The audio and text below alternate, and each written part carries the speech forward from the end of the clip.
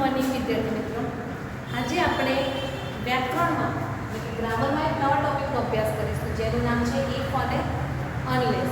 તો વાક્યમાં ઇફ ક્યારે વપરાય છે અને અનલેસ ક્યારે વપરાય છે તો તેની આપણે ચર્ચા કરીશું. તો પહેલાં તો આપણે સમજી લઈએ કે વાક્યમાં ઇફ અને અનલેસ શું કહેવા માંગે છે તો કેવા પ્રકારના છે. તો ઇફ છે ને એ હકાર શબ્દ છે અને અનલેસ છે નકાર શબ્દ છે. બીજું કે અનલેસ વાળા વાક્યમાં તમારે ઇફ વાપરવાનું હોય તો એક નોટ વધારે બહારથી તમારે ઉમેરવાનો, એટલે કે વાક્યનો અર્થ ના બદલાવો જોઈએ. વાક્યનો અર્થ એ કહે છે કારણ કે અનલેસની અંદર એક નોટ છે તમારે અને એ નોટને તમે અનલેસની સાથે કાઢો છો તો ઇફ વાપરો ત્યારે એક નોટ તમારે ઉમેરવાનો, બરાબર. એટલે કે અનલેસ બરાબર આવું સૂત્ર થશે, અનલેસ હોય ને એના બરાબર ઇફ વત્તા નોટ તમારે મૂકવાનું છે તો તમારું વાક્ય પરફેક્ટ થશે. હવે આપણે જોઈએ છીએ કે વાક્યમાં ઇફના બદલે અનલેસ કેવી રીતે વપરાય છે અથવા તો અનલેસના બદલે તમે વાક્યમાં ઇફ કેવી રીતે વાપરી શકો છો તો તેની ચર્ચા કરીએ છીએ. જેમ કે એક વાક્ય છે, લખું છું, unless you work hard you will not pass. જેમ કે unless you work hard પછી comma you do not pass. બરાબર. પહેલા સમજી લો વાક્યમાં શું કહેવામાં આવે છે. યુ વર્ક હાર્ડ તો આપણે ગુજરાતીમાં કરીએ કે જો તમે સખત મહેનત કરશો, પણ અનલેસ એટલે નહીં. જો તમે સખત મહેનત નહીં કરો તો યુ ડુ નોટ નહીં, યુ વિલ નોટ, કારણ કે ભવિષ્યમાં તમારું પરિણામ તો આવવાનું છે તો યુ વિલ નોટ પાસ, કે તમે પાસ થઈ શકશો નહીં જો તમે સખત મહેનત કરશો નહીં તો. હવે આ જ વાક્યમાં આપણે શું વાપરવાનું છે, તમે ઇફ વાપરશો. એટલે યાદ રાખવાનું, જો અનલેસ કાઢે ને એટલે એક નોટ કાઢી દેવાનું. એટલે તો આ સીધું વાક્ય ઉપર લખે, if you work hard you will pass, if you work hard you will pass. તમને અનલેસમાંથી યુ ઇફ ફેરવવામાં સરળતા પડશે. કેટલીક વાર એવું પણ બનશે વાક્યમાં કે તમારા વાક્યમાં તમને નોટ નથી આપતો, તો વાક્યમાં તમને અનલેસની સાથે નોટ મળ્યું છે એટલે તમે એને કાઢી શકો છો કે એક માઇનસ અને બીજું માઇનસ બે કાઢો એટલે ઇક્વલ થઈ જાય 0. પરંતુ કોઈ વાક્ય એવું પણ હોય કે જેમાં નોટ જ ના આપી હોય તો તમારે એક નોટ બહારથી એડ કરવાનો છે. જેમ કે વાક્ય વર્તમાન કાળમાં છે તો ડુ નોટ કે ડઝ નોટ ઉમેરવાનું, અને ભૂતકાળમાં હોય તો તમારે એ જ વાક્યમાં ડીડ નોટ ઉમેરવાનું રહેશે. એટલે આ પણ તમે ધ્યાનમાં રાખજો. તો હવે આપણે બીજા કેટલાક વાક્યો જોતા જઈએ છીએ.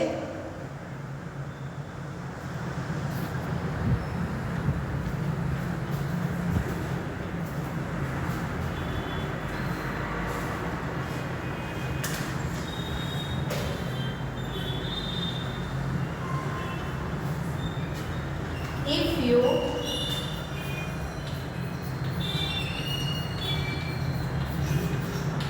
do not help me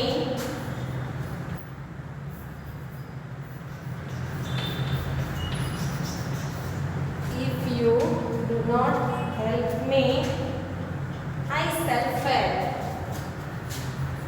I shall fail. હવે આ વાક્યમાં તમે જોઈ શકો છો કે ક્યારે તમે ઇફના બદલે અનલેસ મૂકી શકો છો તો તેની પણ આપણે નોંધ લઈએ. તો ઇફના બદલે અનલેસ મૂકશો ત્યારે તમારે એક નોટ કાઢી નાખવાનો છે. If you do not help me I shall fail. તો એવું પણ કહેવાય, unless you help me I shall fail. કારણ કે અનલેસની અંદર તમને ખબર છે કે એક નોટ સમાયેલું છે જ. જ્યારે અનલેસ મૂકીએ ને ત્યારે વાક્યમાંથી નોટ કાઢી નાખવાનો. નોટ કાઢો એટલે મૂકો આપોઆપ નીકળી જ જશે. તો unless you help me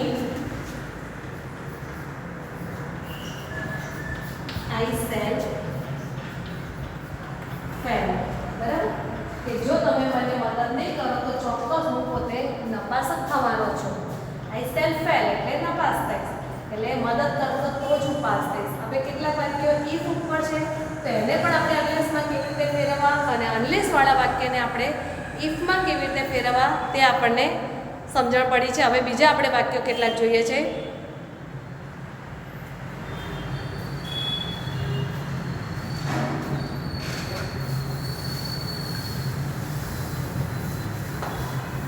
if વાળું વાક્ય મેં લખ્યું કે હકાર એટલે એનો અર્થ એવો નહીં કે ઇફ વાળું હકાર હોય ને નોટ વગર તો જ ઇફ વપરાય એવું લખ્યું. ઇફ ગમે તે વાક્યમાં ગમે ત્યારે વાપરી શકાય છે, પણ ઇફનો અર્થ હકાર થાય છે ઇફ શબ્દનો. If it does not stop raining, I shall not go out. If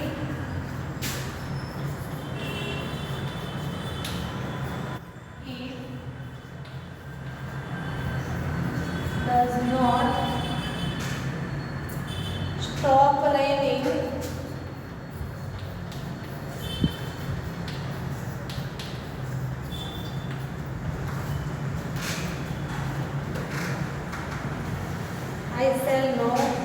I shall not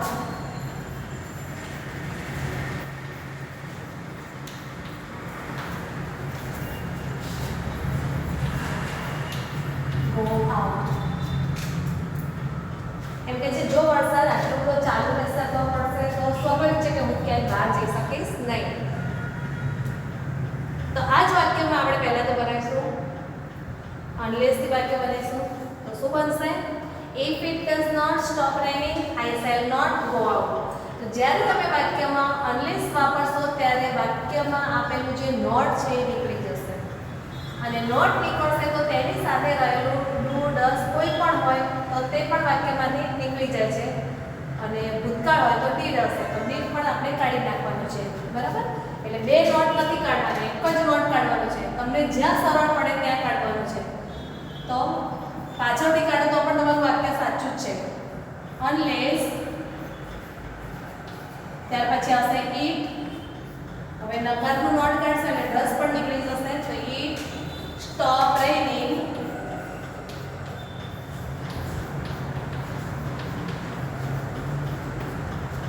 I shall not go out. I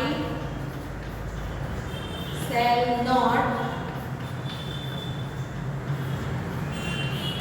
go out. ફરીથી એકવાર સમજી લો વાક્ય. Unless it stop raining, I shall not go out. બરાબર? એટલે બહુ જ સરળ વાક્ય છે આનો પ્રયોગ કે if ના બદલે unless વાક્યમાં વાપરવું હોય તો કઈ રીતે વપરાય છે. જેમ કે if આપ્યું છે તો તેના બદલે unless વાપરશો ત્યારે તમારા જો વાક્ય હકાર હોય તો નકાર કરવાનો છે, અને જો તમારે નકાર નથી કરવું તો વાક્યમાં આપેલો એક નોટ તમે કાઢી નાખો. એટલે વાક્યનો અર્થ એનો એ જ રહેશે. જો વરસાદ નહીં આવે અથવા અટકશે નહીં તો હું બહાર નહીં જઈ શકું. નીચેના વાક્યનો અર્થ એવો થશે અનલેસવાળાનો કે જો વરસાદ બંધ નહીં થાય અથવા તો સ્ટોપ નહીં થાય તો હું બહાર નહીં જઈ શકું. એટલે બંને વાક્યનો અર્થ કેવો છે? એનો એક છે. ત્યાર પછી બીજું વાક્ય જોઈએ છે. If he does not speak loudly, I shall not be able to hear. If he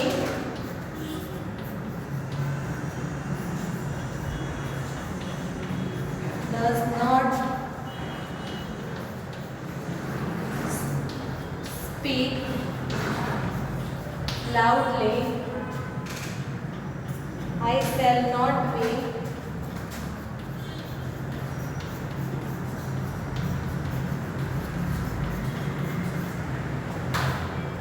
able to hear. કે જો તે મોટેથી નહીં બોલે તો હું સાંભળી શકીશ નહીં. તો આપણે જ્યારે પાછાથી કરવા જઈશું તો બી આપણને એમ થશે આઈની જોડે જો નોટ કાઢીશું તો સેલ બી કેવું લાગશે. એના કરતાં આપણને જે સરળ પડે છે ને એ જ કરો. એટલે નોટ કાઢી દો તો અહીંયાથી 10 પણ નીકળી જશે. તો અનલેસ પહેલો અક્ષર હંમેશા કેપિટલ કરજો.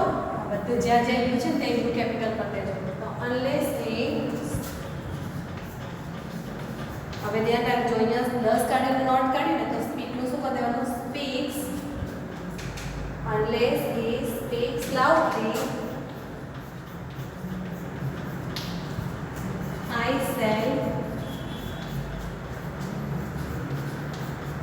not be able to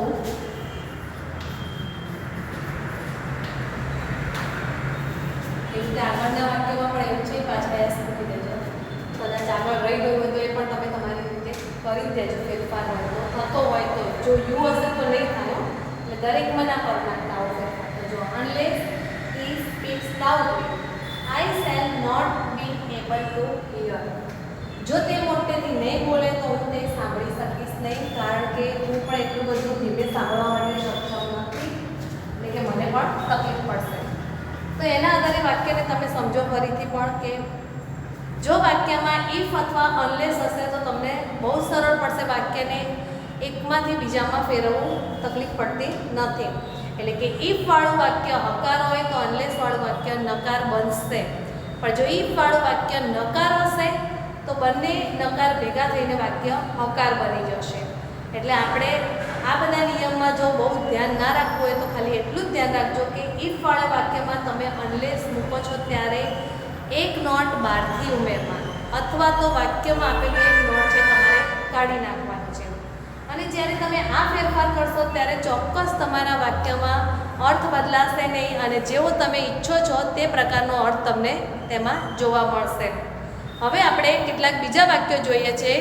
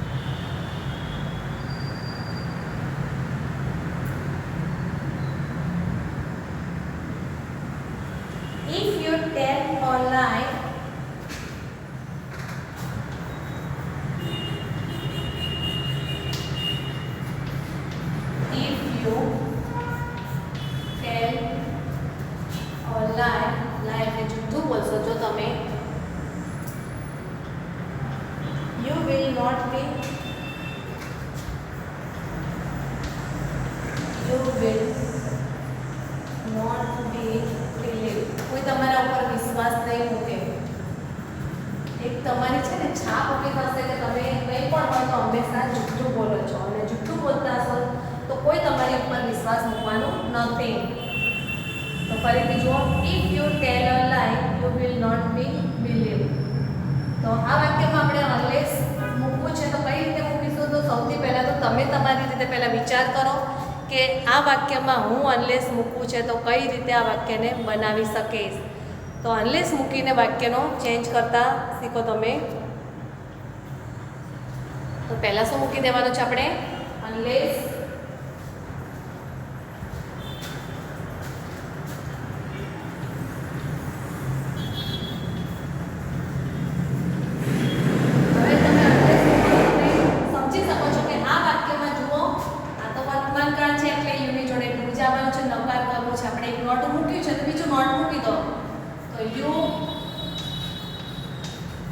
do not tell a lie. જો પાછળના વાક્યમાં ફેરફાર નથી કરવો તો જ આ કરવાનું છે. You will not be believed. પરંતુ કોઈ વ્યક્તિ અથવા તો કોઈ વિદ્યાર્થી એવું કહે છે કે મારે આ વાક્યની જ વાત કરું છું, આ વાક્યમાંથી એટલે કે એક વાળા વાક્યમાંથી મારે અહીંયાથી નોટ કાઢી દેવું છે, તો એને આ નોટ મૂકવાની જરૂર નથી. તો એ આવી રીતે લાગશે, unless you tell a lie you will be believed. ટૂંકમાં તમારે એક નોટ ઉમેરવું અથવા એક નોટ કાઢી નાખવાનો. આ બે વસ્તુ યાદ રાખવાની છે. બે વસ્તુ જોડે ના થાય તો ધ્યાન રાખજો કે નોટ પણ ઉમેરો અને એક નોટ કાઢો એવું ના કરતા, નહીંતર ઇક્વલ થઈ જશે પાછું. અને અનલેસમાં તો એક નોટ આવેલું છે એ નોટ તો પાછું બાકી જ રહેશે મૂકવાનું તમારે. એટલે જ્યારે પણ તમે આ ફેરફાર કરો છો ત્યારે બહુ ધ્યાનમાં રાખજો. ત્યાર પછી આપણે એક બીજું વાક્ય જોઈએ છે.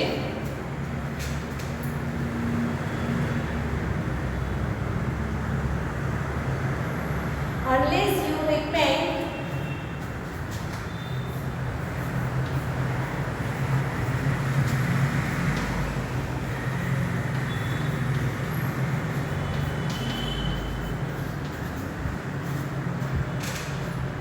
you will not be forgiven.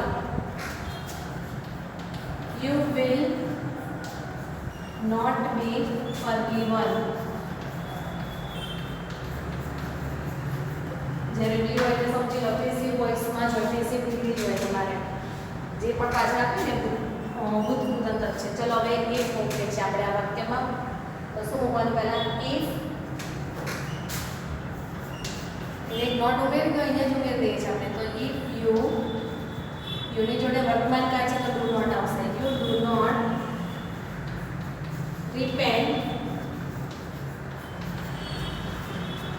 you will not be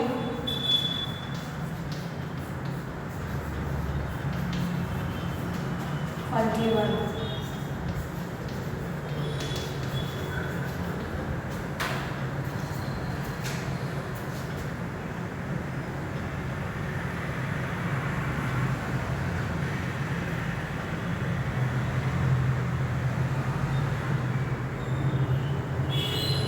બીજું વાક્ય છે unless you leave the premise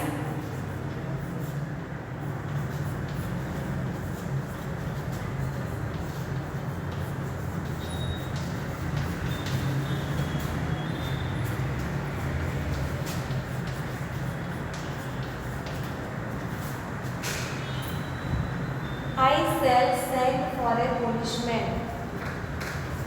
I shall send for policeman.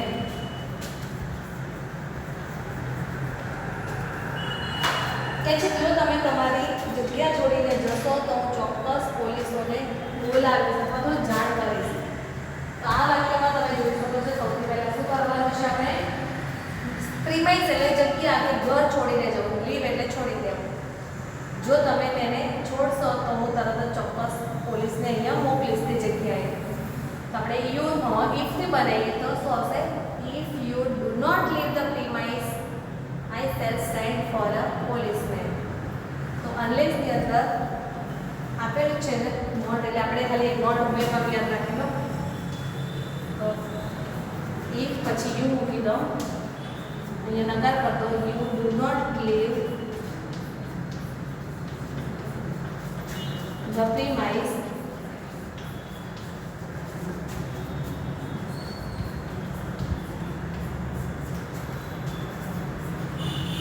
I shall send a policeman. જો જેટલા વાક્યો લખેલા છે એવા બધા આપણે ફરીથી જોઈ લઈએ છીએ. તો સૌથી પહેલા તો પહેલું વાક્ય છે if you tell a lie you will not be believed. તો એ વાક્યમાં પણ આપણે જોઈ લીધું કે વાક્ય કેવું છે? if છે એટલે આપણે શું વાપરવાનું છે? unless વાપરવાનું છે. અને unless વાપરીશું ત્યારે વાક્યમાં આપણે એક નોટ બહારથી ઉમેરવાનું, એટલું ધ્યાન રાખો. દર વખતે કાઢવાનું ના યાદ રહે. તો એક નોટ ઉમેરવાનું છે. હા, કદાચ બંને વાક્યમાં એટલે કે અલ્પવિરામ પહેલાંનું અને અલ્પવિરામ પછીનું બંને વાક્યમાં નોટ આપેલા હોય ત્યારે બેમાંથી એક નોટ કાઢી નાખવાનો, એટલું યાદ રાખવાનું તમારે. તો હવે જોઈએ છે તો અનલેસવાળા વાક્યમાં આપણે એક નોટ ઉમેરવાનું છે. તો એ રીતે આપણે વાક્યનો જે પહેલો ભાગ છે અલ્પવિરામ પહેલાંનો એમાં એક આપણે નોટ ઉમેરી દઈએ છીએ. તો યુ પછી જે ટેલ છે ને એ વર્તમાન કાળ બતાવે છે. તો વર્તમાન કાળને ધ્યાનમાં રાખીને વાક્યને જ્યારે આપણે નકાર બનાવવું હોય છે ત્યારે ડુ નોટ મૂકીશું, કારણ કે આપણી જોડે સર્વનામ યુ આપેલું છે. તો unless you do not tell a lie you not be believed.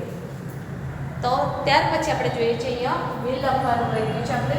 તો દરેક જણ અહીંયા આજે આપ્યું છે ને એટલે લખી નાખજો. You will not be believed. ત્યાર પછી આપણે બીજું વાક્ય જોઈએ છે અનલેસ યુ રિપેન્ટ. એટલે રિપેન્ટ એટલે પસ્તાવો થવો, કે જો તમને પસ્તાવો થશે તો યુ વિલ નોટ બી ફોરગીવન. તો તમે તેને ક્યારે ભૂલી શકશો નહીં, અથવા તો તમે એ વસ્તુ તમારા જીવનમાં તમને યાદ પણ રહેશે. તો ઇફ યુ, ત્યાર પછી તેને નકાર બનાવવું છે વાક્યને, તો વર્તમાન કાળ હોવાથી શું મૂકી દેવાનું છે આપણે? Do not. If you do not repent you will not be ફોરગીવન.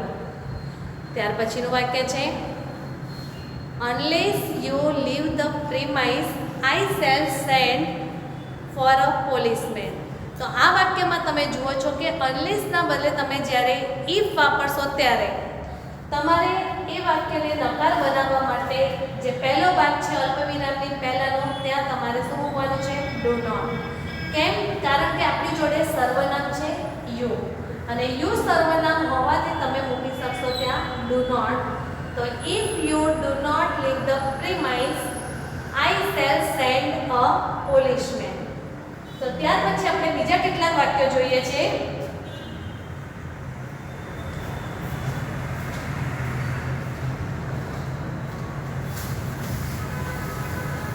જેટલા વાક્યો કરો છો એમાં તો તમે નિયમ જાતે વાંચતા જજો વારંવાર, કે જેથી તમને યાદ આવે કે કઈ રીતે આ વાક્ય બની રહ્યું છે.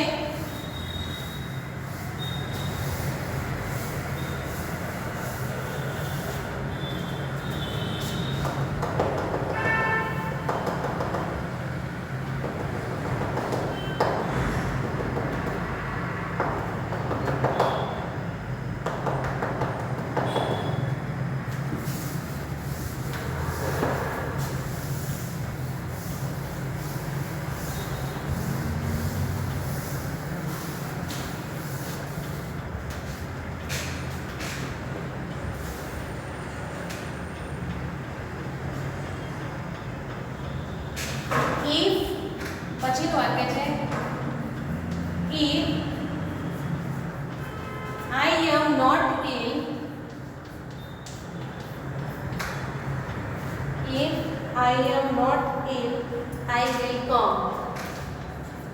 I will come. તો આ વાક્યમાં તમે જોઈ શકો છો કે તમારે અનલેસનો ઉપયોગ કરવાનો છે, અને જ્યારે તમે વાક્યમાં અનલેસ મૂકશો ત્યારે તમને ખબર છે એક નોટ કાઢી નાખો અથવા તો રાખવાનો. પાછળનું વાક્ય પણ હકાર છે તો ખાલી આ નોટને તમે કાઢી નાખશો તો ચાલશે. તો unless I am ill, I will come. I will come. ત્યાર પછીનું નેક્સ્ટ વાક્ય જોઈએ છે આપણે unless we walk fast we shall miss the train. Unless we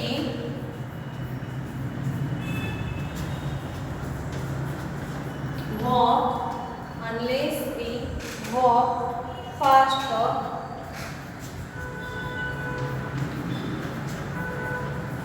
we shall miss the train. Miss the train. જો આમાં એ કહે છે કે જો તમે ઝડપથી નહીં ચાલો તો we shall miss the train. આપણે બધા ગાડી કે બસ જે પણ હશે એને ચૂકી જવાના છે. તો આ વાક્યમાં તમે જ્યારે if મૂકશો ત્યારે સૌથી પહેલા તો if મૂકી દેવાનું અને અહીંયા નકાર બનાવી દો. તો we do not walk fast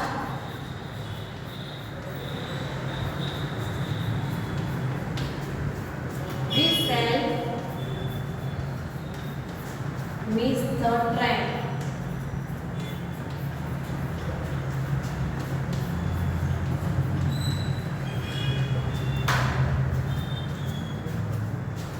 ત્યાર પછીનું વાક્ય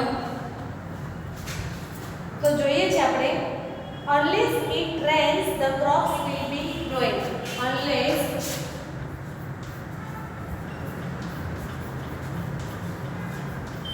ધ રેઇન એટલે કે જો વરસાદ આવશે the crops will be ruined. The crops will be ruined એટલે બરબાદ થઈ જાવ અથવા તો નાશ પામે. જો વરસાદ નહીં આવે અનલેસ એટલે નહીં આવે તો પાક ઉગશે નહીં ખેતરમાં, અને પાક નહીં ઉગે ખેતરમાં તો જેના કારણે પાકના ઉગવાના કારણે શું નુકસાન થાય છે તે આપણે જોઈએ છે. તો સૌથી પહેલા શું મૂકવાનું છે આપણે? ઇફ મૂકીશું, અને ઇફ મૂકીશું એટલે ધ રેન છે એમને એમ રહેશે, કારણ કે પાછળ કોઈ વાક્ય આપેલું છે. તો if the rain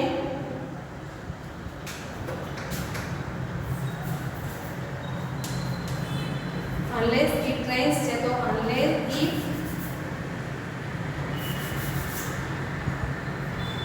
it does not rain the crops will be ruined. તમે જોઈ શકો છો કે આ વાક્યમાં પણ આપણે કેવી રીતે ફેરફાર કરે છે કે જ્યારે અનલેસ વાક્યમાં તમને આપેલું હોય છે તો એ જ વાક્યમાં તમારે કઈ રીતે અનલેસના બદલે ઇફ વાપરવું અને ઇફ વાળા વાક્યમાં પણ કઈ રીતે અનલેસ વાપરવું. તો આ બધા જ ફેરફાર તમે જોઈ લીધા છે. તો હવે તમને હું કેટલાક હોમવર્ક માટેના વાક્યો લખું છું કે એ વાક્યમાં પણ તમે ઇફમાંથી અનલેસ અને અનલેસમાંથી ઇફમાં વાક્યને ફેરવજો.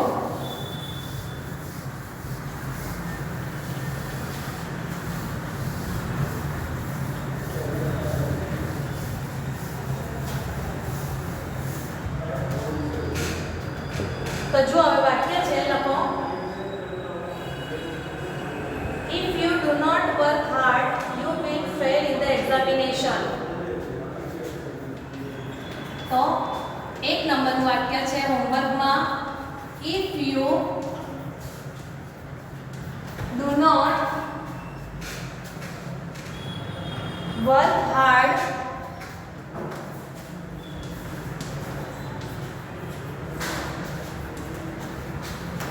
you fail in the examination.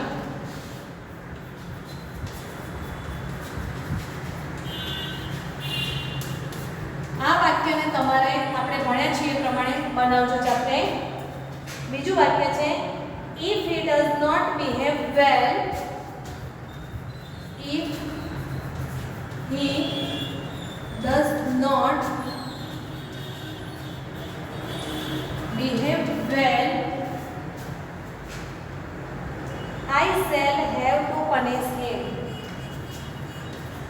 I shall have to